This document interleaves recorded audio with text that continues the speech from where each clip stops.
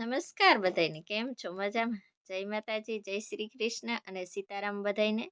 સ્વાગત છે તમારું નવા લોગમાં. અને આપણે આજે વાતચીત કરવાની હતી કે યુકે આવી ગયા પછીની પ્રોસીજર શું હોય છે એ. તો આપણે યુકે આવી ગયા પછી આપણો જે સ્પોન્સર લેટર હોય છે તેની મુલાકાત લેવાની હોય છે. અને એ પછી આપણે અઠવાડિયે, મને લાગે છે ત્યાં સુધી 1 વીક લાગે છે. અઠવાડિયામાં આપણું બીઆરપી કાર્ડ આવે છે. બીઆરપી કાર્ડ આવી ગયા પછી એમાં ક્યારેક નેશનલ ઇન્સ્યોરન્સ નંબર આવતા હોય છે. અને ઘણી વખત આપણા એનઆઈ નંબર છે એ ન આવતા હોય છે. તો ન આવે તો એના માટે પાછું અલગથી એપ્લાય કરવાનું હોય છે. એની પણ અરજી કરવી પડે છે. અને એ આવી ગયા પછી આપણે ડીબીએસ માટે એપ્લાય કરવાનું હોય છે. ડીબીએસ મતલબ પીસીસી આપણે કહીએ આપણી લેંગ્વેજમાં. અહીંયા લોકો ડીબીએસ કે ડીબીએસ માટે એપ્લાય કર્યા પછી ડીબીએસ મને લાગે છે ત્યાં સુધી અઠવાડિયા 10 દિવસ, ઘણી વખત રજાના દિવસો હોય તો વધારે સમય પણ લાગતો હોય છે ડીબીએસમાં. ડીબીએસ આવી ગયા પછી આપણે શું કરવાનું હોય છે તો એ પછી તરત ટ્રેનિંગ હોય છે. ડીબીએસ આવી ગયા પછી અને ટ્રેનિંગ પછી તરત કામ સ્ટાર્ટ થઈ જાય છે. તો આ વચ્ચેનો જે સમયગાળો છે જે એપ્લાય કરવાનું હોય છે અને ડીબીએસ આવતા, એનઆઈ નંબર આવતા, મને લાગે છે ત્યાં સુધી 1 થી 1.5 મહિનાનો સમયગાળો વયો જતો હોય છે. તો કોઈ પણ કેર વિઝામાં આવતા હોય અથવા તો બીજી કોઈ વિઝામાં આવતા હોય તો 1 થી 1.5 મહિનો કામ વગર રહેવાની તૈયારીમાં જ રહેજો. કેમ કે આવી ગયા પછી તાત્કાલિક કામ સ્ટાર્ટ નથી થતું. ઘણી બધી પ્રોસીજર હોય છે, અહીંયા આવીને પણ કરવાની હોય છે એ પ્રોસીજર. એટલે તૈયારીમાં જ રહેવાનું હોય છે. આગળ પણ કોઈ પ્રશ્ન હોય તો મને કહેજો કોમેન્ટ કરી, અને તો આપણે આગળ વિડીયો બનાવશું. તો ચાલો આપણે વિડીયોમાં આગળ જોઈએ શું કરીએ છીએ, ક્યાં જાય છે એ. અને ચેનલમાં નવા હોય તો ચેનલને લાઇક, શેર અને સબસ્ક્રાઈબ કરવાનું ભૂલતા નહીં. આપણા ત્યાં લેસ્ટર ટાઉનમાં છે, સરસ મજાના ટાઉનમાં. બતાવું.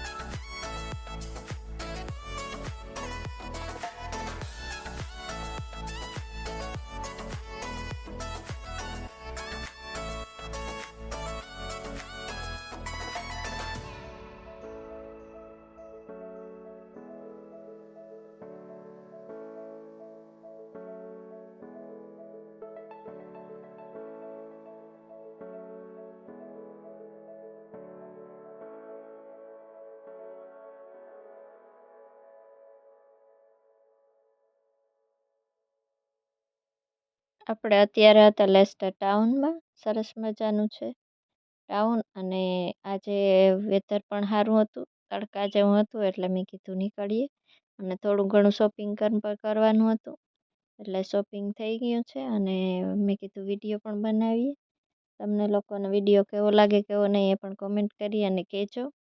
અને લેસ્ટર ક્લોક છે, અહીંયા બાજુમાં ક્રિસમસ ટ્રી બનેલું છે, અને એની ઉપર સ્નો છે. એ આર્ટિફિશિયલ છે, કોઈ એવું ન વિચારતા કે સ્નો છે ટ્રી ઉપર, પણ આર્ટિફિશિયલ છે. અને અહીંયા સરસ મજાની બાળકો માટે રાઇડ્સ છે, એ પણ આપણે આગળ વિડીયોમાં બતાવ્યું હતું, ન જોયો હોય તો એ પણ જોઈ લેજો. સરસ મજાની રાઇડ્સ હતી. ત્યારે સેટરડે સન્ડે હતો, એટલે મને લાગે છે ત્યાં સુધી બહુ ભીડ હતી અને ચાલુ પણ હતી. આજે તો સેટરડે સન્ડે નથી, એટલે ભીડ ઓછી છે થોડીક. અને ક્રિસમસ ટાઈમ પણ હતો તે વખતે. અત્યારે ક્રિસમસ પણ પૂરી થઈ ગઈ છે, ન્યૂ યર પણ પૂરું થઈ ગયું છે. અને તો પણ છે ભીડ, પણ એટલી બધી નથી જેટલી ત્યારે હતી. તો આપણે જોઈએ. ને વિડીયો કેવો લાગે કેવો નહીં એ પણ કોમેન્ટ કરી અને કહેતા જાજો. અને લાઈક શેર અને સબસ્ક્રાઈબ કરવાનું પણ ભૂલતા નહીં. ચેનલમાં નવા હોય તો યુકે લાઈફમાં આપણે જોશું આગળ શું છે, અને કેવા વિડીયો બનાવવા એ પણ કોમેન્ટ કરી અને કહેજો મને, એટલે ખબર પડે. આપણે કોઈને કંઈ જાણવાનું હોય યુકે વિશે માહિતી, મતલબ કે શું પ્રોસિજર હોય છે એના વિશે જ માહિતી આપી શકીશ. બાકી તો આપણે કંઈ વધારે ખબર નથી, અનુભવ એટલો બધો થયો નથી હજી, કેમ કે હજી 3 મહિના જેવું જ થયું છે યુકે આવી એને, એટલે એટલો બધો અનુભવ નથી. પણ આપણે વાત કરશું જેટલી મને ખબર છે ત્યાં સુધીની. અને આ લેસ્ટરનું બસ સ્ટોપ છે સરસ મજાનું. તો જોઈએ, અહીંયાથી જ બધી બસો નીકળતી હોય છે ટાઉનમાં, અને ટાઉનમાંથી જ બધી જગ્યાએ બસો જતી હોય છે, એટલે સરસ મજાનું બસ સ્ટેન્ડ છે. જુઓ. ચાલો તો આપણે અહીંયા વિડીયોનો એન્ડ કરીશું. વિડીયો કેવો લાગ્યો એ કોમેન્ટ કરી અને કહેજો. Thank you so much. By.